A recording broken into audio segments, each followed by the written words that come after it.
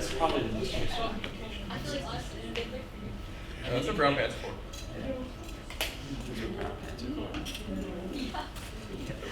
When a wizard is not wearing brown, no, he has special education.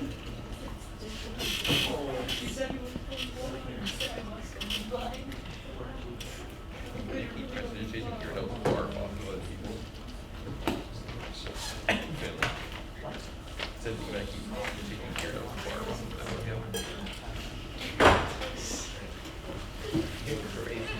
All right, good evening, everybody.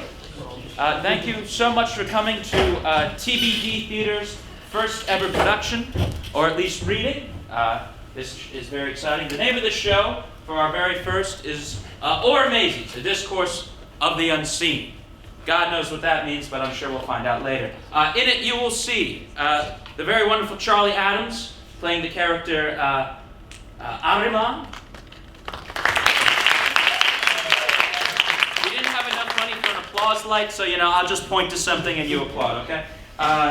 Then we have Katy Luzzato playing the great role of Leora. Jonah Randell as the bishop. Dwight Smith as the Lord Sorcerer. Jackie Parrella as Father Remembers, and a few others. And of course, Brennan Ryan as Father Forgot, and others as well. And then I, of course, will be doing the stage directions for the remainder of this show. With that being said, about the stage directions. Now, as you might have heard, this show is a bit about magic, has a bit of color, music, that sort of things.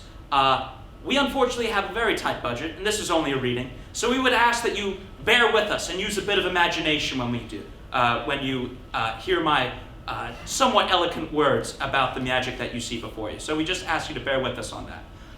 So that we do not get sued later on, I need to make mention of the fire exits. As you look behind you, there's a giant exit sign. That is a fire exit. That is also a fire exit. And surprise, surprise, there's one over here. Just run over Finley if you need to run the heck out. With that also being said, this show is 2 acts, so please bear with us on that as well. We're going to have a 5-minute intermission between them. We'll let you know we'll turn the house lights back up. Also, because this is a reading, a staged reading of a show, this is a show that's still in production, that's still being designed, written, made, new ideas. So what we ask is that if you decide to leave during the first act, or if you stay all the way through the show, in the back there are QR codes to a Google form. And we would love to hear your feedback about the show. What did you like? What did you not like? You hated it all. That's okay too. We'll take anything. So yes, your feedback is critical to the future success of what this show can be. If there are no further interjections, I think it is time to get the lights started. Shall we, Finley? Thank you very much. So, let's make sure I got the right time. So, ladies and gentlemen, Oromazes, a Discourse of the Unseen. Act 1, Scene 1, the Holy Bastion. On a dark stage, a row of hooded monks in gray robes and amulets begin to sing a Gregorian chant in unison. As they sing, the sun begins to rise with each passing note, as though the very music is creating the dawn. When the dawn is finally realized, alighting the stage, the monks end their chant and exit without further word. Behind them, Leora is revealed to be kneeling in prayer with this sudden illumination. She is cloaked in brown robes, with the holy symbol of Fortuna hanging around her neck. My God, give me the grace to perform this action, and through love to you, in advance I offer to you all the good that I may do, and accept all the challenges I meet therein. My God, give me the grace to perform this action with you, and through love to you. 2 aged priests, cloaked in gray with long reeds, enter stage left of Leora and speak. How long has she been at it? 2 weeks when the chapel sounds. 2 weeks? What's the matter with the girl? She's praying to the gods to unveil her destined teacher. Yes, I know that. I'm asking why she's still at it. All the other novices have found their teachers. Well, to be perfectly honest, the gods haven't shown her shit. There's one every year. Doesn't she know that? She refuses to believe the gods have forsaken her. Have they? I don't know. I'm with the clergy of sanitation. Then why the hell are you here? To empty her chamber pot. Father Remembers points his reed towards a pot across stage and gives a few quick flicks. With it, a few notes are played to recognize the evaporation of whatever was in the chamber pot. Oh. Yes, the grand benefit of having Neptune as your patron. Well, we can't have her still here. We need this room for the bishop's demon summoning tomorrow. It's disgraceful. Who's her patron god? Fortuna, goddess of fortune. Is that a bad thing? Every 10 years or so, she chooses one to wield her magics. Each time that poor student is given no directions, no vision, no teacher under her. Under Ottoman's law of natural devotion, so long as a magician devotes their prayers and actions to their patron god, then that god is bound to answer. Jupiter, Luna, Neptune, they all answer. All but Fortuna. Well, what are we going to do? We. What is this we you speak of? What, have you got something better to do? Fair point. Well, if Fortuna is not offering twaddle, we need to find her a teacher. One moment. With a minor twirl of the hand, Father Forgot summons a list of names to his person. Fortuna, eh? About Father Lennon. He already has 2 students under Pluto. I hate that god. High Priest John? High Priest John. Prester John? Mars has him slaying sorcerers on the front lines. That's no place for a child. Why would that stop him from teaching? The girl has to learn how to eradicate those abusing heretics. She's a child. What? We've been desecrating them for 250 years. She's bound to learn at some point. Teach her while she's young, and in a few years, Fortuna will have a great war priest among her devoted. Youngest crusader of her generation. Perhaps that's exactly what Fortuna has been pointing her towards. There's something very wrong with you. Very well. Who else do we have? Give me that. Father Remembers swipes the list from Father Forgot's hand and begins to analyze it himself. No. No. No. What about Adama? Ottoman? Adama. He's still on the list.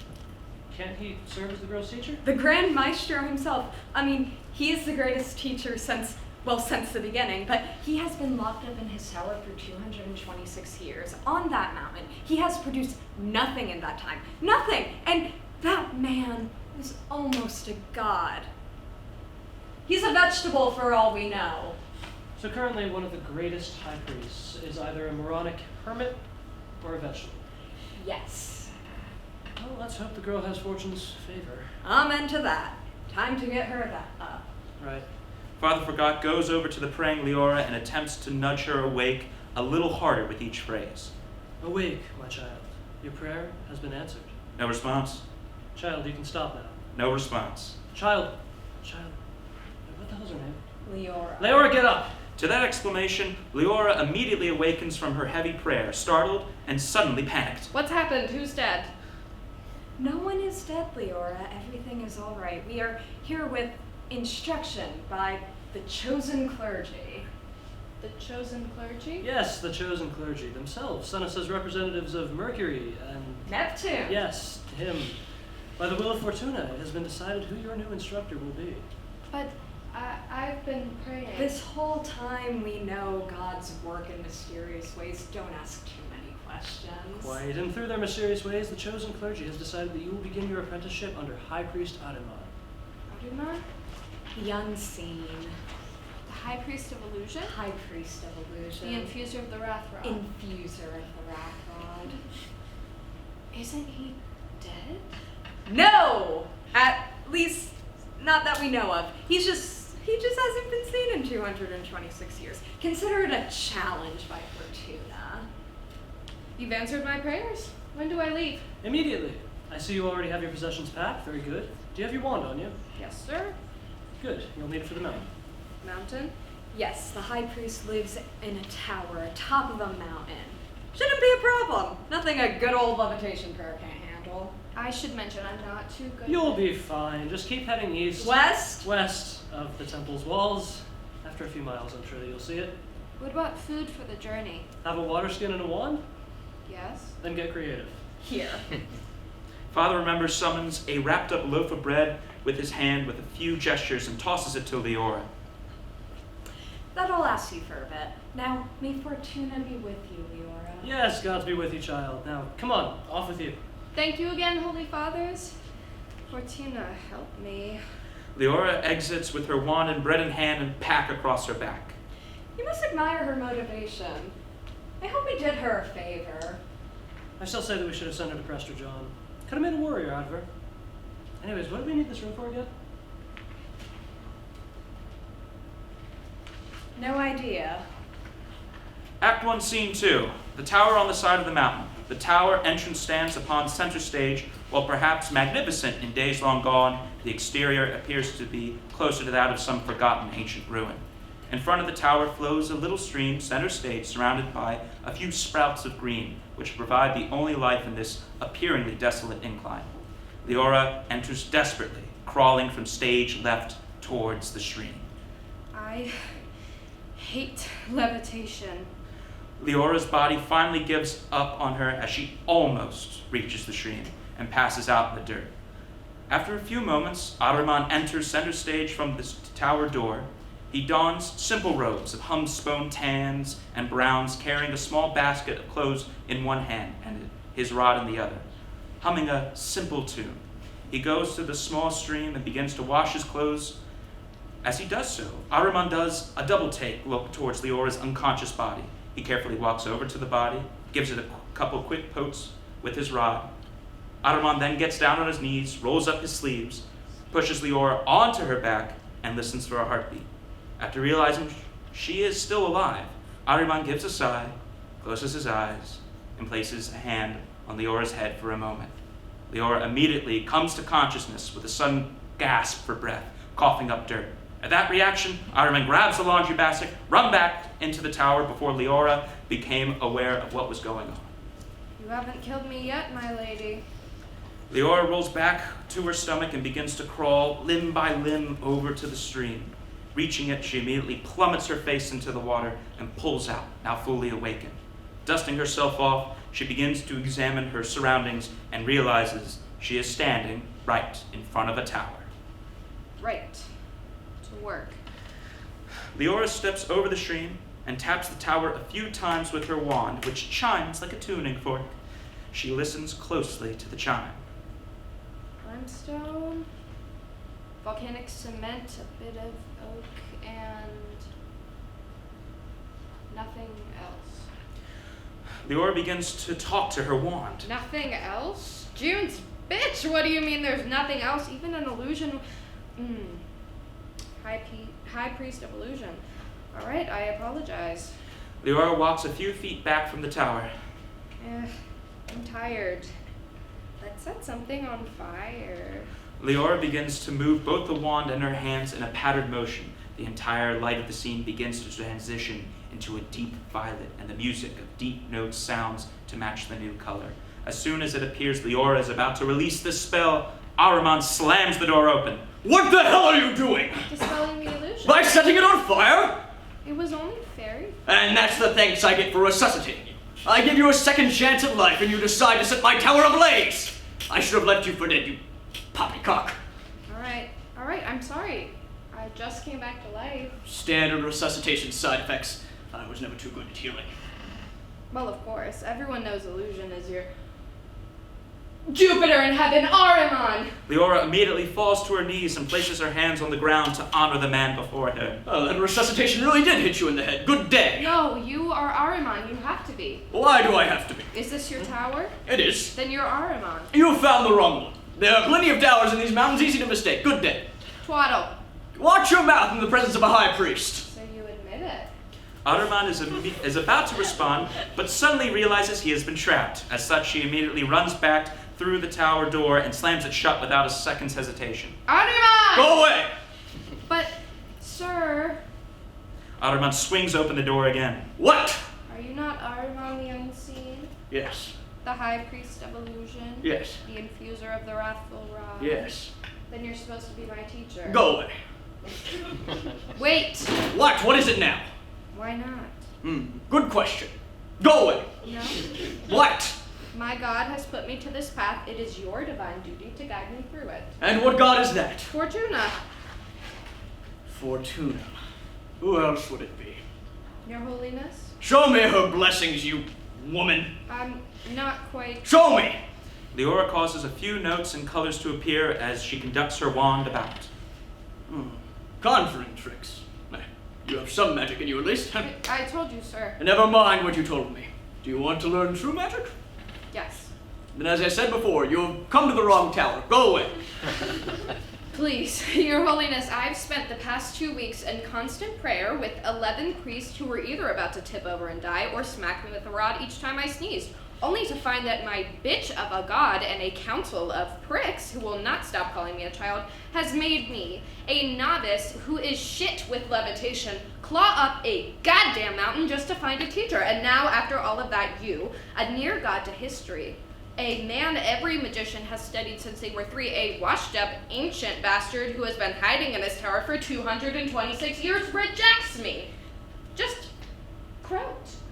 Croat me, croat this, and croat you, you croating harpy. Excellent self-realization. Make sure to tell the chosen clergy to go croak themselves too. Good day. You croating fraud, you croating fraud. Tell me. With a sudden motion of his arms and rod, Ahriman turns the lighting and music into a violent hurricane, smiting the earth below. He keeps his hands arisen as he guides the path of these wind howlers and lightning slingers. Am I just another ancient madman? Have I lost my powers? Tell me, have I? Have I? I am Ahriman, the unseen high priest of illusion, infuser of the wrathful rod. In my time, I alone composed 70 spells, 20 rituals, and 11 tomes of divine philosophy. I alone have redefined the very foundation of our civilization's magic. I alone am the gods chosen. Ahriman lowers his hands, and within a blink of an eye, the aspects of this hurricane disappear. But a fraud I am. He gives a small wave of his hand, and the door to the tower opens. Our goddess has not betrayed you, yet. The scene goes black. Act 1, Scene 3, the Tower of Ahriman. It is a 2-tiered interior with separate staircases leading up to the upper level on either side of this single room study. Every wall is a bookshelf with various scrolls, banners, holy symbols, and loose notes leaking out of the shelves in random places. The single table is cluttered in old doodles, wands of wood and stone, incantations, and a few jars of purple newties, pink hippo feathers, and glittering red liquids. In the corner sits a movable brass cauldron, idle for the moment. 2 heavy leather chairs take center stage. Ahriman scales up the stairs, piling a series of books from the shelves into his arms as he speaks. Leora sits in one of the large chairs. You should have been rotating your hand counterclockwise. What? Nothing, but you're just shit at levitating. Here, have a sandwich. Sivis. A hovering plate of sandwiches appears next to Leora. How did you... A friend of mine looked exactly like you when he tried to reach someone with long eyelashes on a balcony. I can't say she was impressed when he finally reached her. Now have a sandwich. I assume you know the basics? I mean... Yes, the temple taught you enough. Let's start with one of mine. Give me the Aromanian lock. I'm sorry. Leora. I had a second cousin named Leora. Leora stands up and traces her hands in very strict motions to produce a simple sigil in front of her. As she does so, the notes G and A are played back and forth as though the piano keys are being tickled until the sigil is complete. Beautiful! Excellent control over the rhythm. Thank you, Your Holy. Cut it out with the titles. I wanted to send hellfire after that bishop as soon as he called me that. Lesson 1. You will call me Ahriman, Dr. A or A. Understood? Yes, A. Lovely. Now, the one that made my name. The prayer of invisibility. Give it a go. I'm sorry, Oh, you're quite right. Far too advanced for what you've been taught. But give it a go anyhow. Fortuna favors the bold. Leora takes out her wand and begins to trace a sigil in a large motion. During this spell casting, the orchestra grows louder and louder. The lights begin to shudder. However, just at the climax, a puff of smoke blows up and Leora remains seen. An outstanding attempt. Outstanding. You just have to remember. Still carrying the books in one hand, Ahriman raises the other, slowly causing the same instruments to rise and lights to shudder. The key word is unseen. With a great whip of his hand, a puff of smoke appears, the orchestra goes silent, and lights return to normal. Ahriman disappears. Unbelievable. I would hope so. Definitely the greatest of my spells. Greatest spell ever. Is that what they say? At least what half the clergy says. Father Mason claims that Jupiter Enigma is probably more influential to the faith, but... Is this what I have wrought? What do you mean your whole... Tell me, Leora, do you believe this is the greatest magic can do? Well, according to... Speak plain, is it the greatest magic? Leora takes a breath and answers as though she is speaking the first truth she has ever told in her short lifetime. Yes.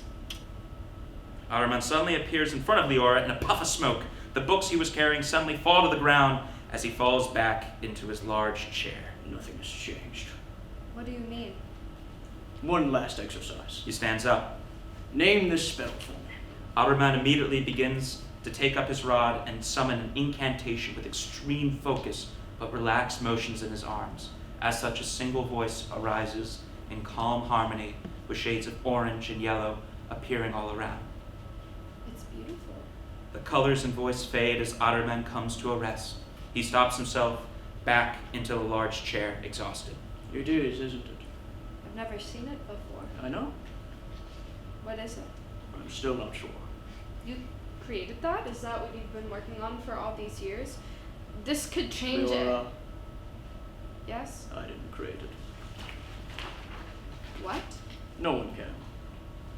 But you just... Ahriman picks up the blue leather book that had fallen from his hands. He stares at it as he speaks to the cover. I had 27 apprentices in my 500 years. 27, and only one could create all that. Only one magician in a sea of history could compose such power and beauty into this colorless, cursed... We will start your lessons tomorrow.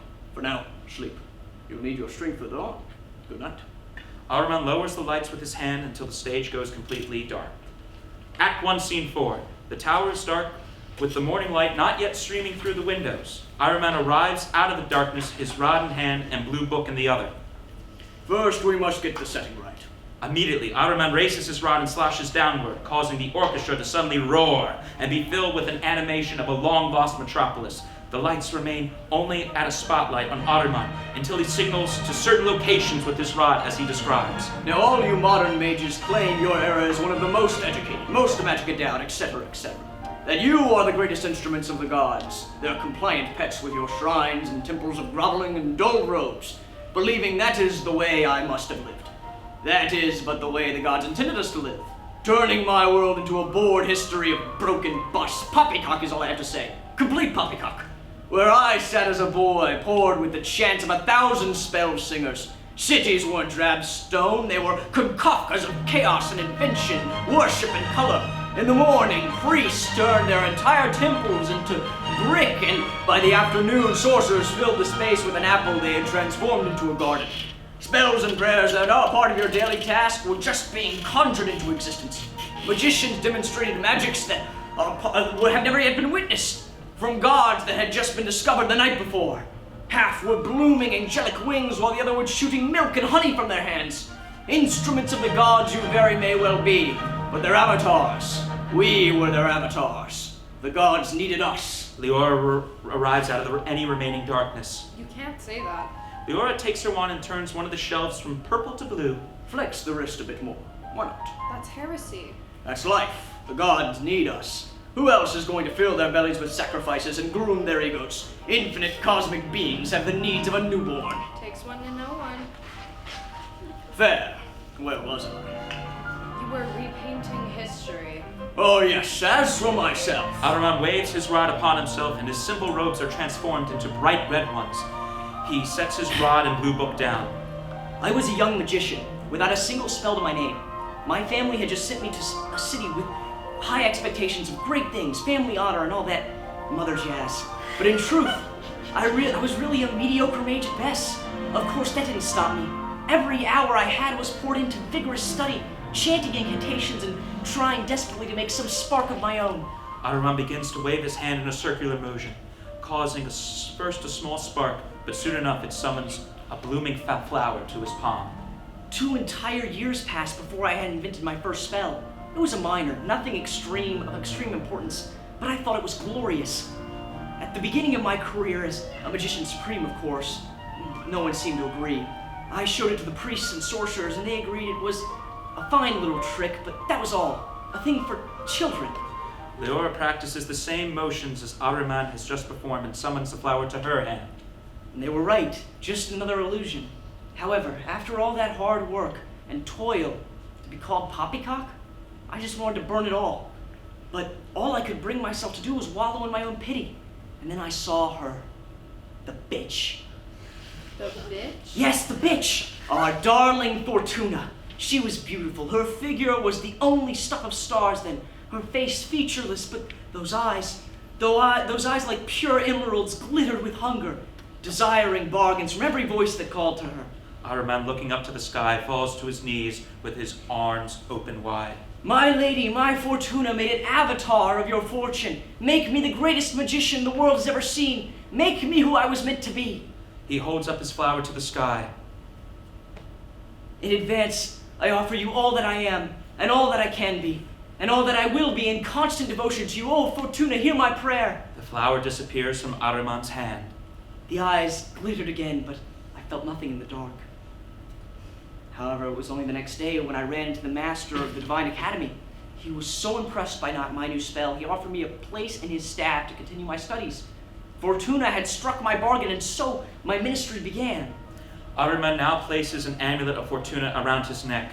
Ahriman raises his arms and calls down a great symphony of sounds, causing the colors of the tower to rotate and change. He steps out, allowing Leora to take over, correcting her poses and hand movements when necessary during his speech. Various priests and sorcerers overtake the upper platforms, witnessing and cheering the performance. Within 50 years, I was a household name. My one spell had turned into a fleet of the most potent illusions. Clergy and sorcerer alike came from all around to see the miracles of a high priest of illusion. Academies had me writing full books of my thoughts. Parents had me paying me vast sums to take their children as my students. And I can tell you, no one was ever disappointed with the results. Is he not the greatest? Almost certainly. How does he do it? I can't wait for his next book. Teach us, High Priest. I mean, you did okay. All present on stage, including Ahriman, glare at the cleric C. Juno in heaven. All right, he's fantastic. Hail Ahriman! It was a hell of a time, at least for 140 years or so. The orchestra comes to a Weasley halt, and the crowd exits. Ahriman goes to the table and begins to scratch down various notes in deep study, as he takes up one of the jars in analysis. Leora joins him with her own notes and studies at the table. A young servant appears, bowing. Your Holiness, the bishop has arrived. No response. Your Holiness. Ahriman! Ahriman jumps up in a startled surprise. What's happened? Who's dead? The bishop is here to see you. Jupiter, give me strength. The bishop walks into the tower, proudly bejeweled, and with a small entourage of clerics. He offers his hand to Ahriman. May the heavens make you, High Priest. Heavens make you, Holy Father. Ahriman reaches down and kisses the hand. Leora watches the scene play out. If you don't mind me saying, you seem so youthful today. Do you really think so? Not a day over 200. I've been using that new illusion of yours. It's worked wonders. Wait, you're the reason the Holy Father never ages? He's still alive? Same face and all. Well, it was worth the money. I am in need of your counsel, my friend. I may call you my friend, of course. All the wisdom I have is yours, Your Holiness. Our priests have becoming a bit unruly again. They've been meddling a little more closely with the sorcerers than usual. A number of frightful accidents have been occurring all over. I dare not share the details. Of course, Your Holiness. However, I will say that there's been an excessive number of goldfish appearing, if you understand my meaning. I believe I do?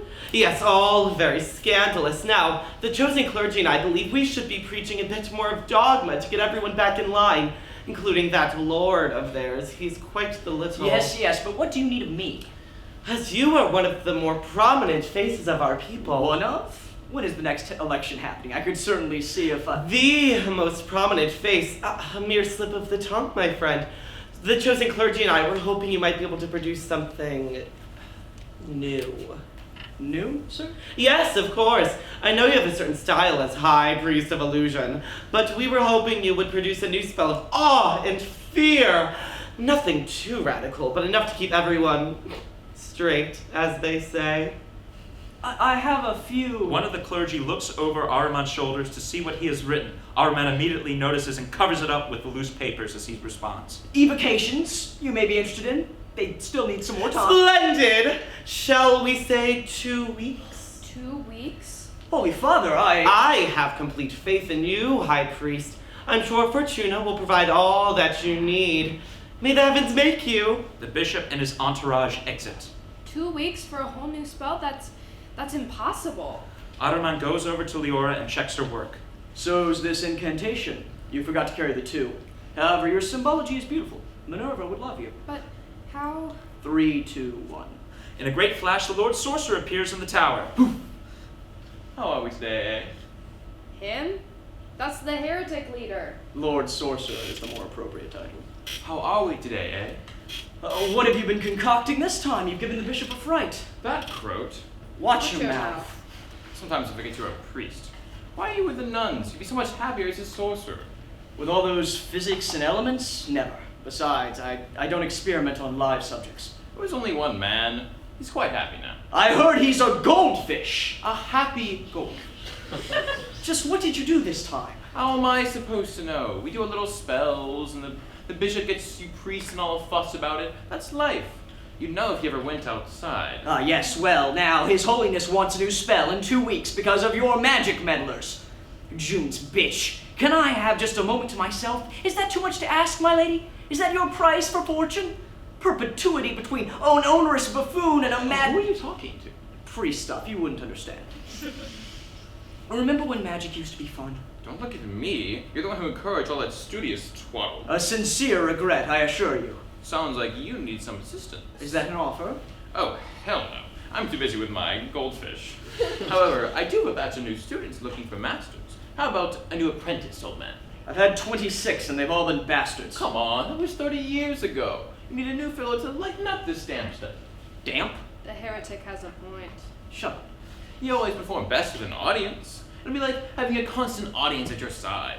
Every movement you make will bring along applause. How badly do you need to get rid of these students? You have no idea. Then find them a suitable sorcerer. I'm having no part of it. Of course. I understand your preference to fall out with your most precious holiness. Croaking mage. Fine. I'm still adding this to your tab. Ahriman extends his arm for the Lord Sorcerer to grasp. I already said thank you for the title. Would you prefer to pay me off now, or are you going?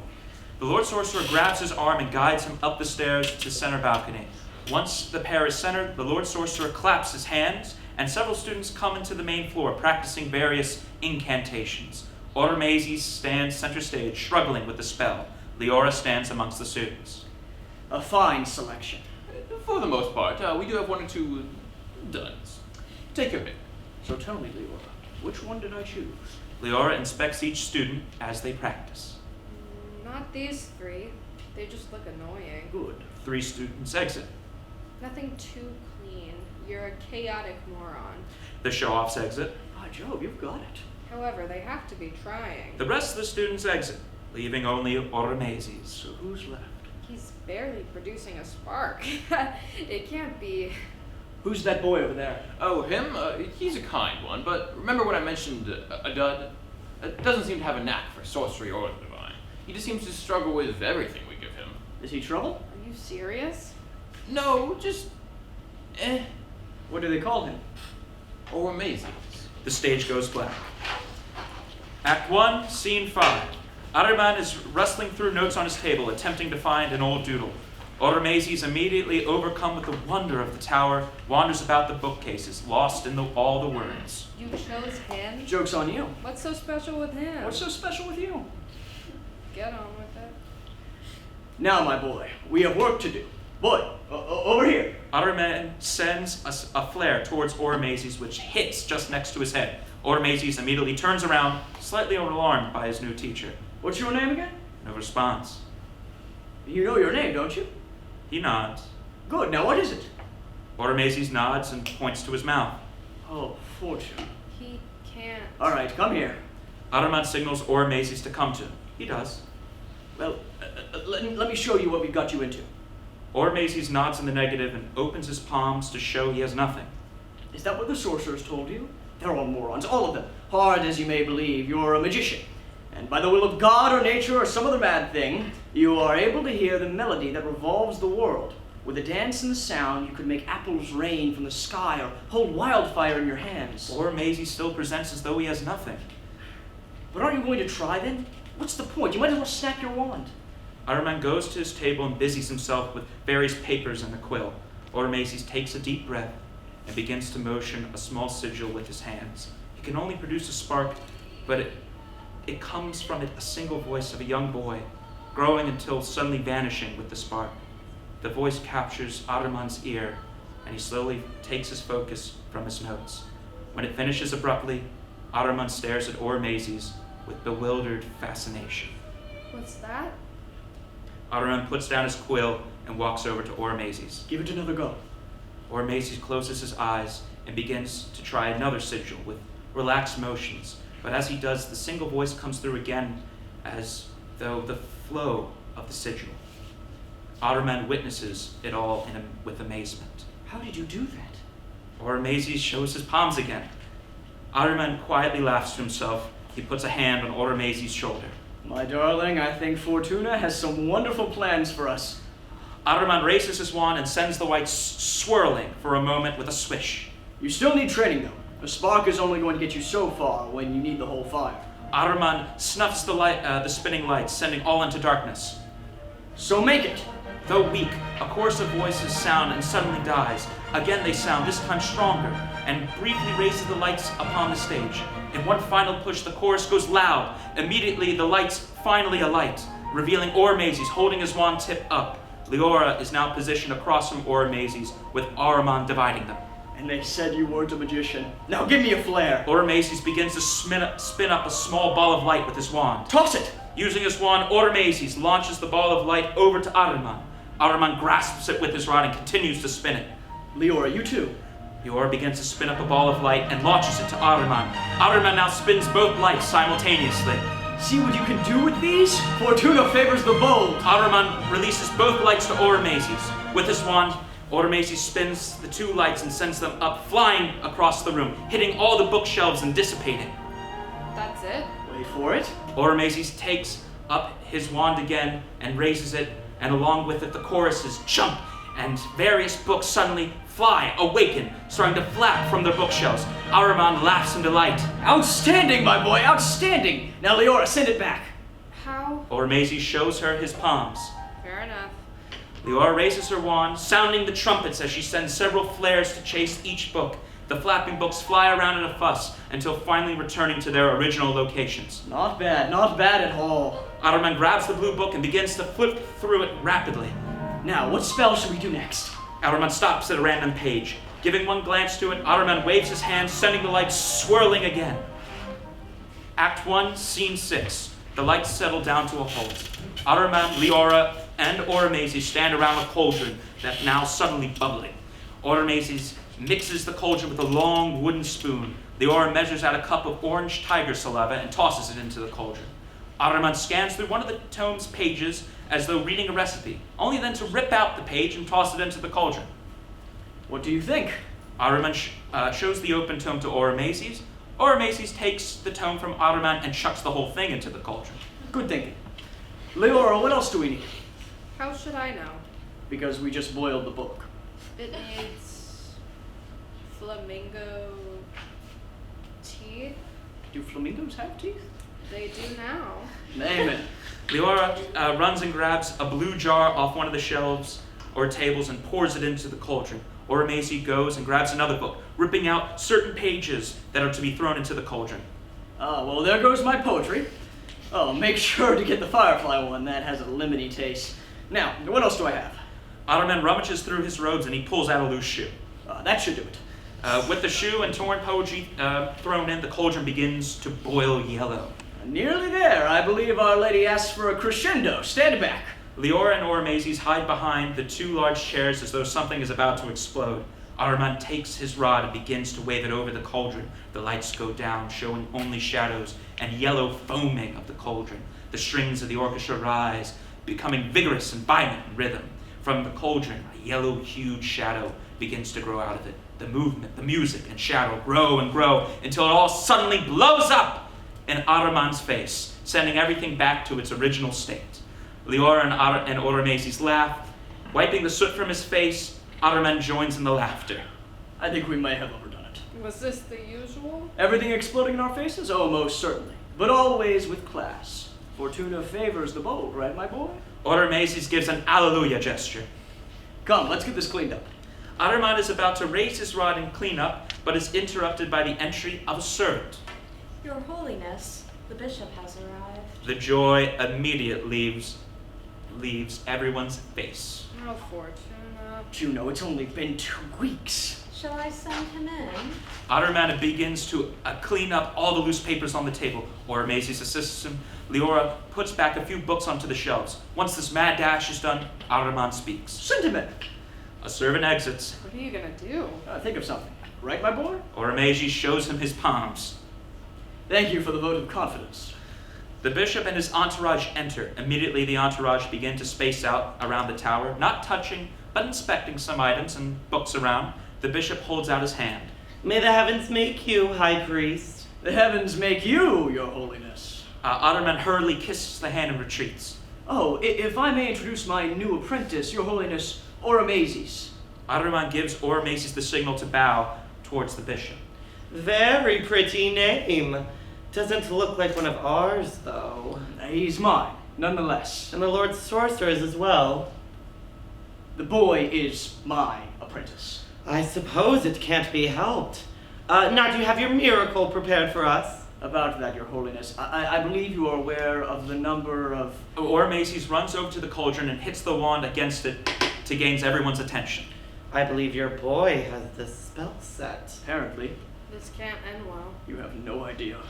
Oromazes takes his wand and begins to wave it over the cauldron. The light goes down, showing only shadows and yellow foaming of the cauldron. The strings in the orchestra rise, becoming vigorous and violent in rhythm with the strings. A chorus of voices is suddenly added in the tension. From the cauldron, a yellow shadow begins to grow out of it. In the movement, the music and shadow growing and growing, turning the yellow shadow into a songbird that flies around the room. Different. I will give you that, High Priest. It's spectacular. Yes, not terrible for a novice. Of course, I desired something a bit more fearsome. Oromazes sicks the songbird at various entourage members with a small flick of his wand. The members start firing various spells at the bird, only to be sent running out of the tower from its swoop. It doesn't seem to have very control either. Oromazes gives one last flick of the wand, and the songbird chases the bishop around the tower. The bishop tries to call down hellfire, but keeps losing focus. He finally pleads. Ahriman, call it off! You've made your point! I'm sorry, your holiness, it's out of my hands. The bishop is suddenly chased out of the tower. The songbird ends its pursuit. Heavens make you, holy father! My boy, you were brilliant, brilliant! If that doesn't get us excommunicated, I don't know what will. The Lord Sorcerer suddenly appears. He is holding a goldfish in a bowl. So, they're not working out for you.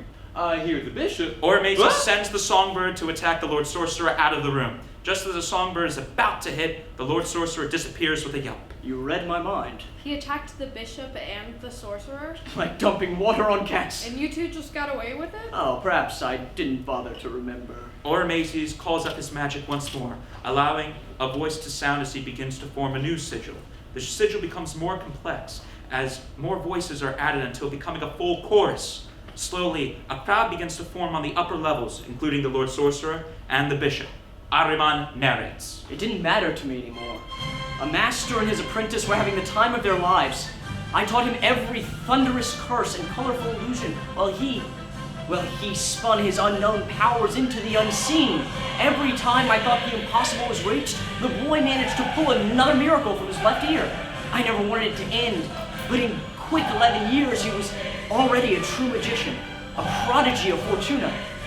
And he was to show it. Finally, the world would see what wonders I had witnessed. Only his first presentation, and he was going to cause a reformation. Acts 1, Scene 7. Oromazes holds the voice for a beat as Ahriman waves his hand. With a swirl, Oromazes' simple robes transform to those of a beautiful blue. Ahriman places the amulet of Fortuna around his neck. Oromazes immediately takes up the voices again into one final crescendo, sending the sigil flare flaring like a mad star. With this final spell cast, the crowd waits a moment before giving polite applause, nothing too exuberant.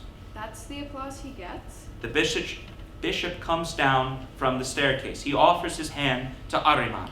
High priest. Heavens make you, Holy Father. What did you think of his performance? The bishop rescinds his hand after a moment.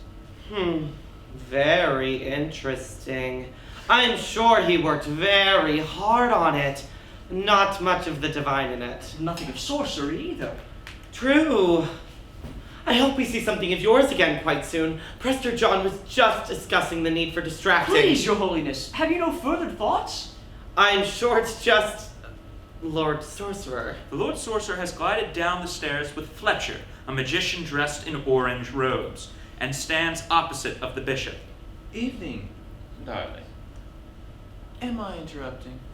There is a pause. The clergy, sorcerers, and Leora lean in and hold their breath on how this interaction of the two high mages shall play out.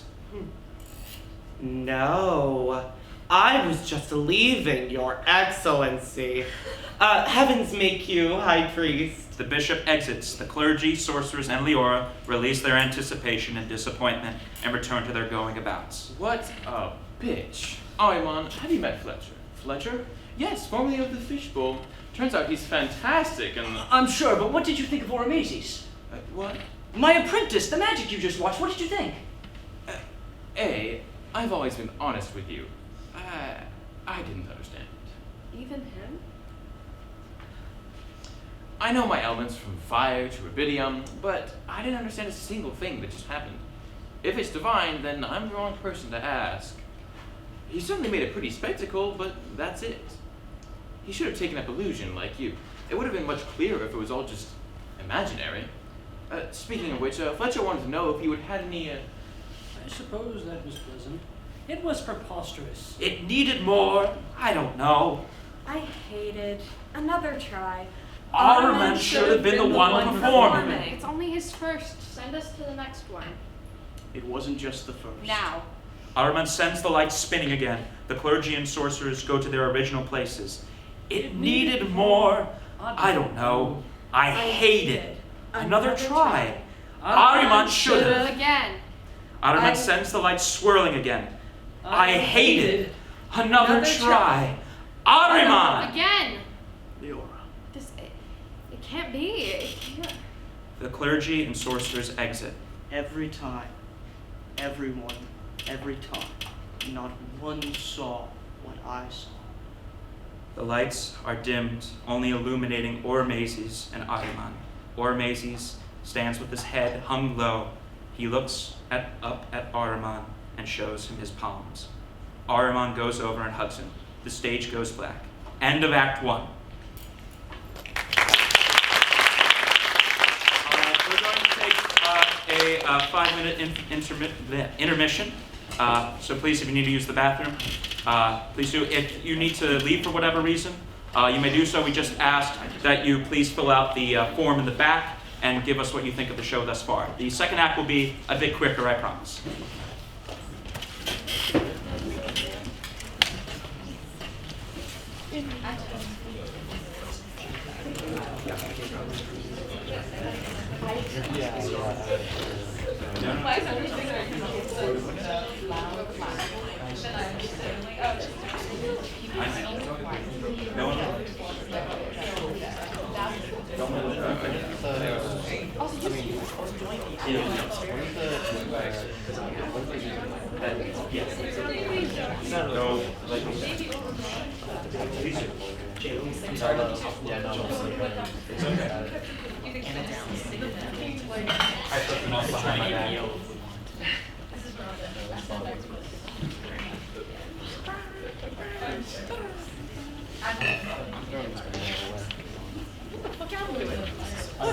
It's from Saturday. I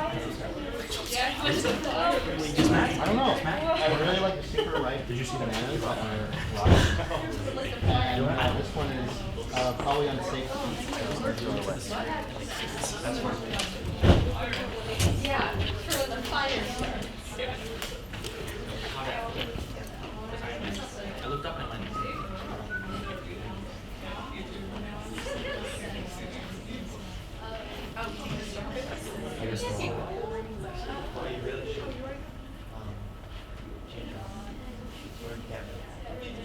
I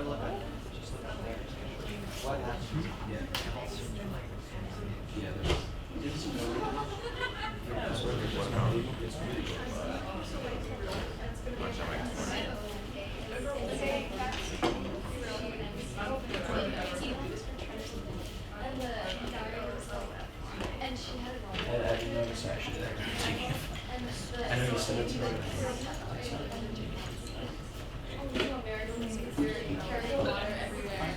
Like it's like an American phenomenon, like to carry water everywhere. It's like a lot of people just like drink water. I thought it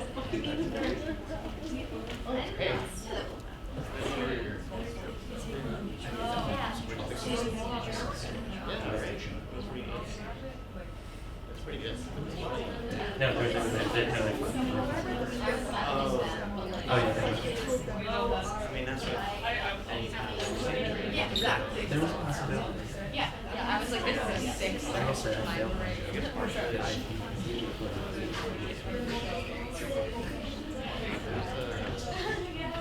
First character. I just got it.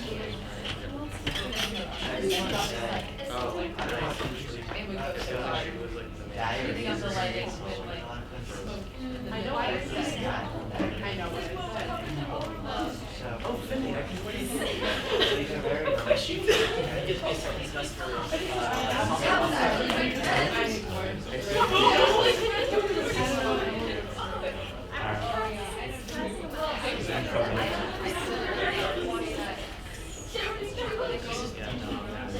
I'll get what's her name? like the entire semester. Good message. And I just like drink it. Remember to send it.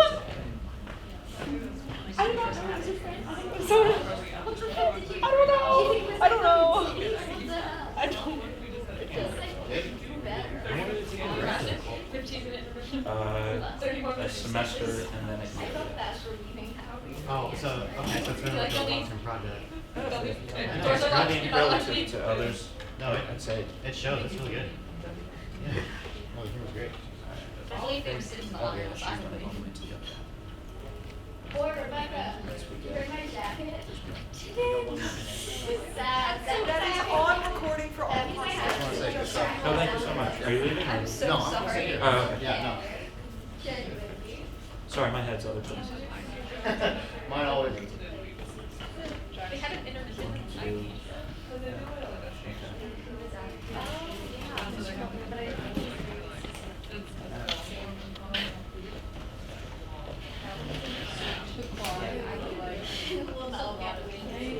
Can't wait.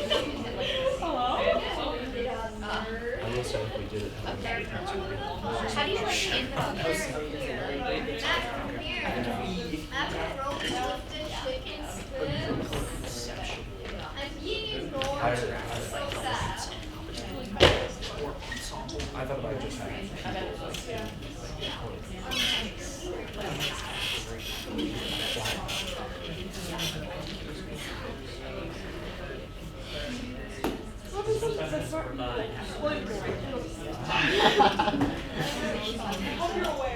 Just run in the middle of the You don't know where Big Shop is? You know where the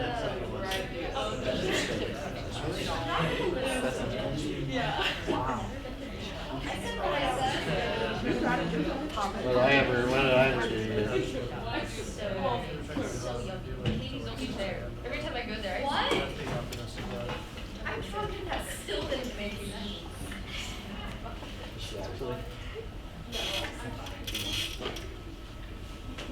Act 2, Scene 1.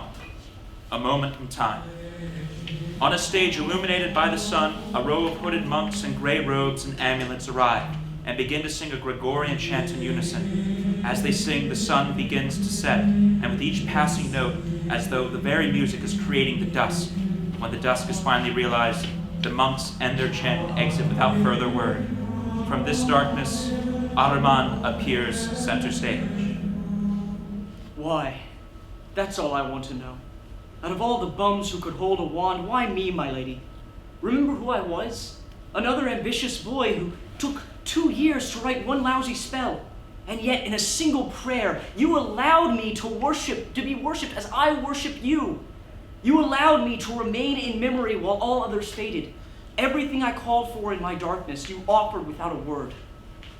Now you send me that boy who you could have given the magic that none can ever dream of.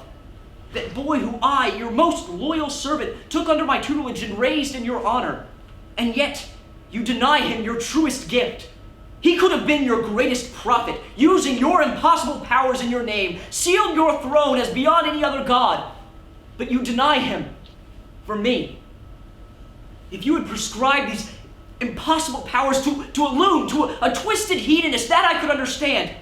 A challenge to prove that your servants are superior to any manic master. But he's not. He's just a boy.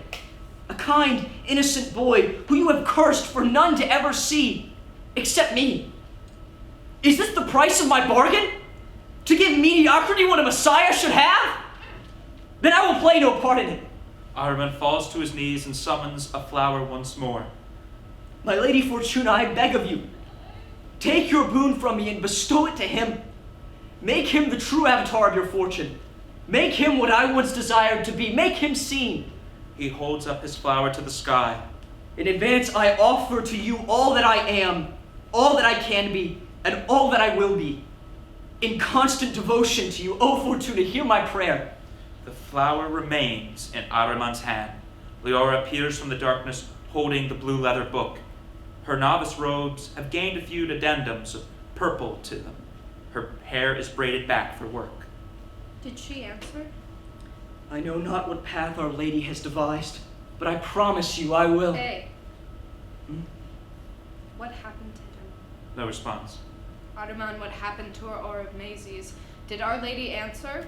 Ahriman arises from his knees. He left for a while, but he decided after enough failed tries he would go exploring along the Coronet Falls. I am told he found... That isn't it. Leora opens the blue leather book to Ahriman. Ahriman does not shift his eyes to it. Leora, how long have you been here now? 5 years next Helio Day. 5 years already. Juno in heaven. I'm losing my track of time. Show me a Mars bolt. Another war prayer. Get to it. Calio Theocron. Leora extends her arms and in a contorted twist, sending flurries of purple flying as the strings run eerily. With another swish, Leora banishes the spell. Very good. Where's your wand? I didn't need it. In only 5 years. Am I learning too fast for you? You're right on time. Just remember to steady your fingers when you aim. You'll hit everything but your opponent if you don't. What's with all the war magic lately? You're going to need it. That's not an answer. Where did I leave off? Ahriman gently raises up his hand and with a flick of the wrist causes a flash of lightning and a mumble of drums to occur. Act 2, Scene 2. Another moment in time. The bishop and the Lord Sorcerer appear on either side of Ahriman. They move as they please, but they keep the stage balanced as Ahriman for their fulcrum. The lights hint at a red for the bishop and a blue for the Lord Sorcerer. Leora follows the story, turning page by page in the blue leather book. I have had it up to here with their sorcery heresy. Do you know what they have done this time, Ooh, what is it now? Several sorcerers have been found performing charms upon the dead. Necromancy, absolute heresy within our city. They are violating 2 high commandments under divine and natural state of beings. I am aware. I wrote both. Several? It was 3. 3 sorcerers experimenting with new healing spells. Resurrection of the dead. If I had a penny for every priest attending the same necrotic... He admits it through his teeth. I have been trying to tell you this from the beginning. They are heretics. We are magicians, same as you. Just because you have favor with a few of the boys in the sky does not mean you have the right to restrict what is and what is not magic. And allow you to run around turning people into goldfish and the dead into people. What magician in their right mind would concoct such unethical villainy? I have been given charge by the gods with this title to determine how our faith, our civilization shall evolve. A flash of lightning and a mumble of drums. Were you or was I? The line of what is right must be drawn somewhere. I admit there are some problems in our work, but you, most holy father, would have everyone remain groveling in the mud to something you barely understand. The sky, time, life, death, the very mud itself are ours to learn from and push to its greatest limits. Why else would your gods have given us... How far? What? How far does a sorcerer's limits go? Until he is satisfied. Until he is satisfied. Perhaps I was wrong about you all trying to kill the gods. You want to become gods! A flash of lightning and a mumble of drums. We want to understand what you refuse to. If we become gods in the process, then my sorcerers promise to be worthy patrons for your worshipping. The audacity! How dare you! Ahriman, I came here to settle this once and for all. But if the zealot continues to refuse our right to practice, then I am left with no move. Is that a threat to my clergy, sorcerer? The bishop begins to summon red and orange hellfire to his side of the stage. The shrings begin to grow. Don't test us, priest. A flash of lightning and a mumble of drums. The sorcerer begins to summon blue lightning to his side of the stage. The drums mumble further. Ahriman, it's now or never. Enough of this! Ahriman extends both of his arms, knocking back the Lord Sorcerer and the Bishop, banishing their magics. A flash of lightning and a roar of drums and cymbals. How dare you! Shut up! If you wish to challenge Fortuna's chosen, then by all means, see how long your luck will last. That goes for you as well. Our two ways of magic have coexisted since the beginning, before any one of us was born. Now those two ways are going to war with each other because of you two. I gave you a chance to save your people. He truly could have. But you rejected him, like the corroding morons you are. I realize now helping both of you retain your roles is the worst miracle I have ever conducted in my 200 years.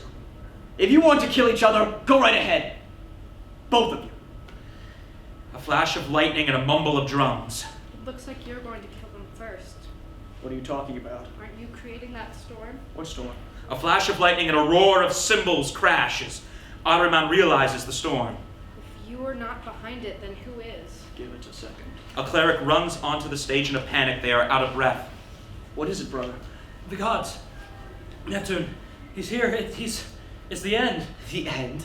His titans, they're rising from the sea, marching towards the coastline. Our spells, they barely made a difference. Now see what you've done, sorcerer! The gods are demanding retribution. Evacuate all the temples and gather the clerics under Neptune. We must start our penance to the sea gods if we are to be spared. The bishop and a cleric exit in a hurry. Neptune's titans. Even I know that's poppycock. I keep saying it, I'm surrounded by morons. No wonder you've been so interested in goldfish, my lord.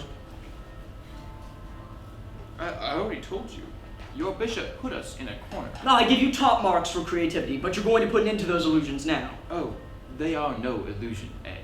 No matter what you could have done here, there was always going to be a war. We're just starting it on our terms. Poppycock, you summon them, you can banish them. We'll play it off as if the gods suddenly forgave everyone. It'll be great. I asked you once. I'm asking you again.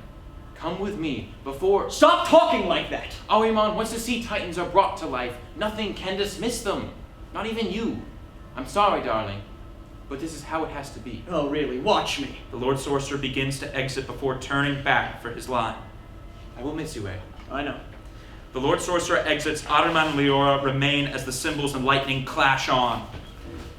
Act 2, Scene 3, the Cliff of the Abyss.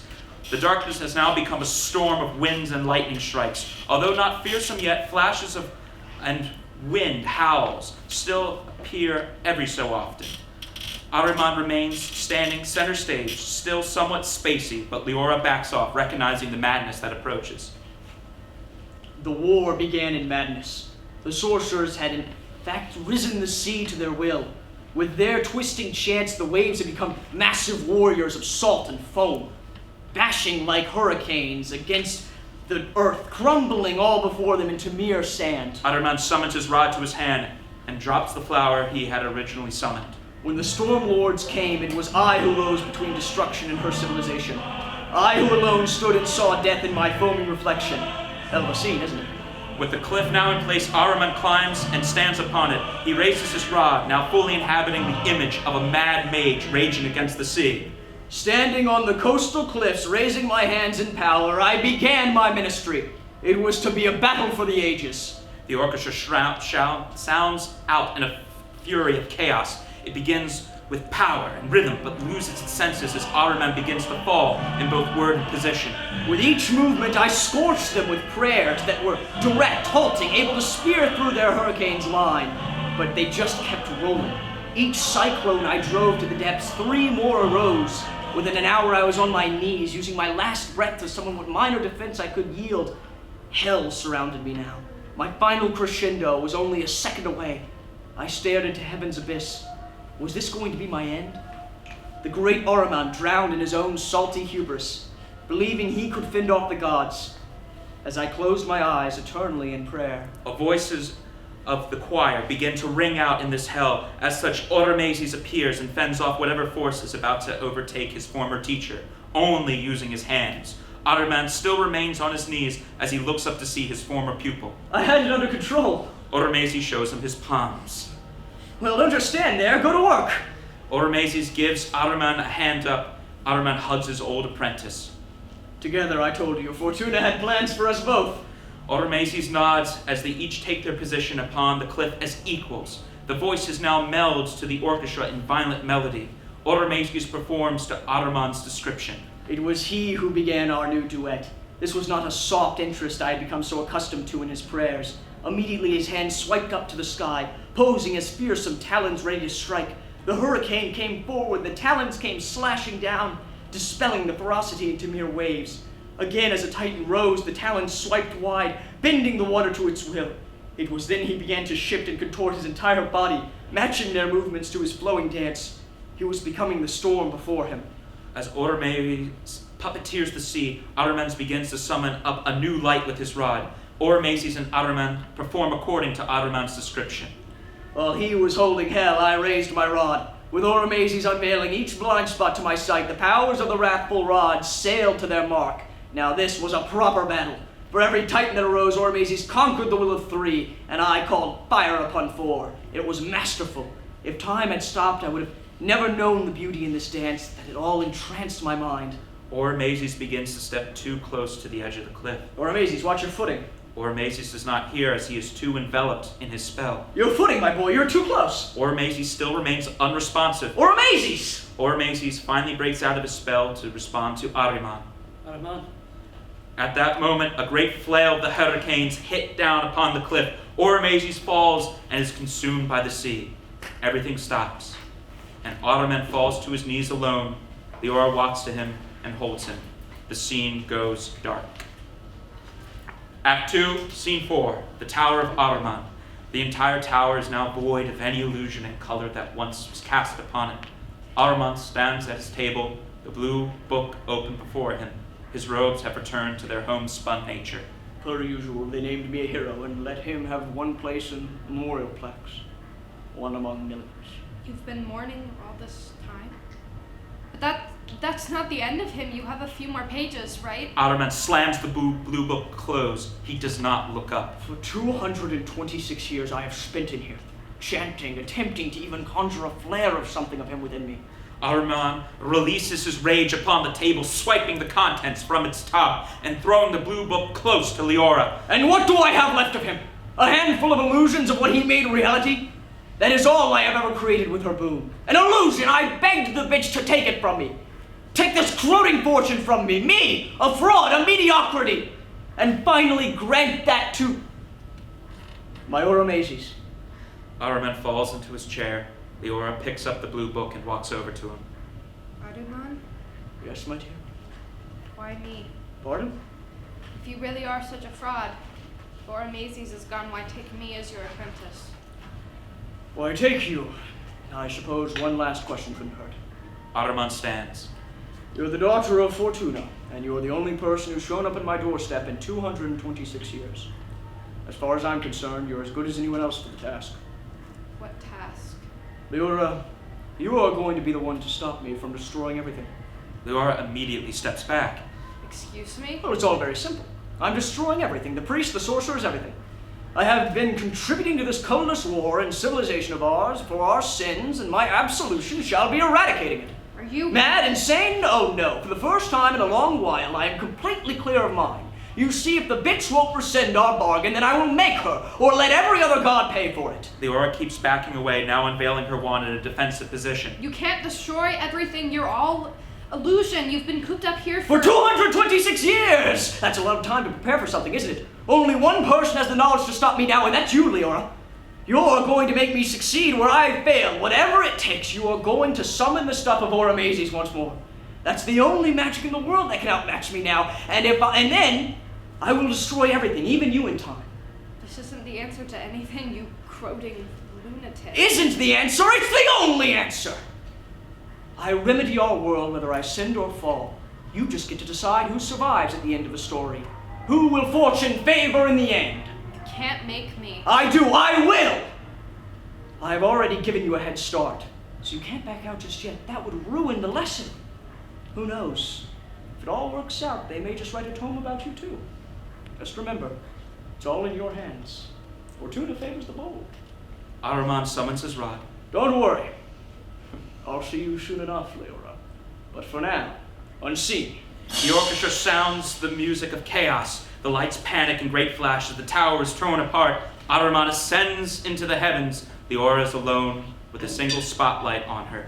Various books and scrolls scattered around her. She takes a deep breath after witnessing hell, still clutching the blue book to her chest. The stage goes black. Act 2, Scene 5. The golden fields of Ader. Only Leora's voice can be heard in a black stage. It was the eve of the end of the world. The clerics rained hellfire down while the sorcerers prepared their storms. The last deep breaths were being taken. Cloaked with my newest prayer, I sat unseen, waiting in the field of gold. The prismatic sprays towered from either side like the oceans I once knew. However, between the two hells, there was a silhouette. The boy in the darkness. The light reveals only Oromazes, covered in shadow before a deep night sky, and the two waves of magic advance toward on either side. This presentation follows according to the words of Leora. There is no orchestra, only voices in the magic. After 226 years, I now know how to describe it all. He was always powerless in the beginning, letting his hands move as though performing a conjuring trick.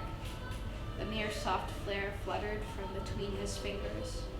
A firefly wisping out between the seas of violets. Treading the faintest trail of gold, it flew gently through the sinking chasm, until his lullaby rang out against the rage. His voice, still of a child, now calling the world to its rest.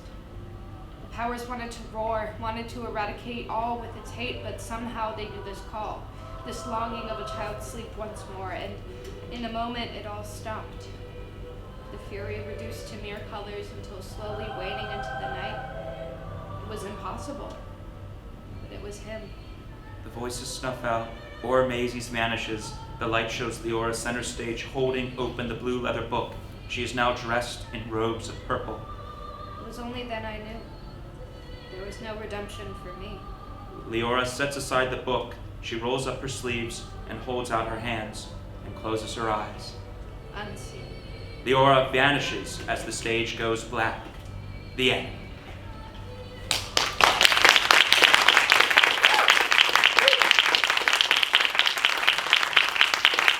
Let's give a hand to these wonderful actors.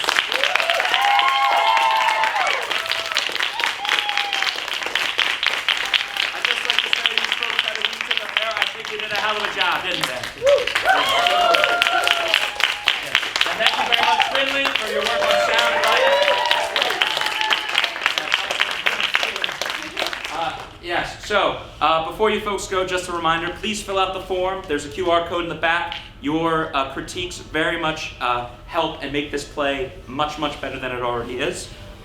With that also being said, if you have any questions about what was done here, some of the work, or some of the wands that we were holding, please come up. I'll be staying after the show to talk. So yes, thank you so much for coming to the first TBD show. It's gonna be a hell of a weekend. Hell of a weekend.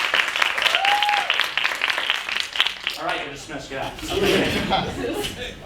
You can keep your scripts, by the way. You're